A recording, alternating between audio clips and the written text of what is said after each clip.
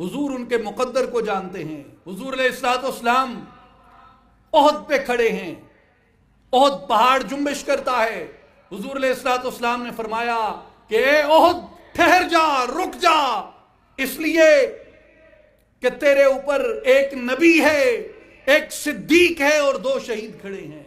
और खड़ा कौन था ओहद पहाड़ पे? एक रसूलुल्लाह सल्लल्लाहु अलैहि वसल्लम, आपके साथ हजरत अबू बकर सिद्दीक रदी अल्लाह तआला अन्हु, हजरत उमर फारूक रदी अल्लाह तआला अन्हु, हजरत उस्मान गनी रदी अल्लाह तआला अन्हु खड़े हैं। हुजूर ने अपने मनसब को नबुव्वत से बयान किया, हजरत अबू बकर रदी अल्लाह तआला अन्हु के मनसब को सिद्दीकियत से बयान किया, हजरत उमर और हजरत उस्मान रदी अल्लाह अन्हुमा के मनासिब को शहादत से बयान किया।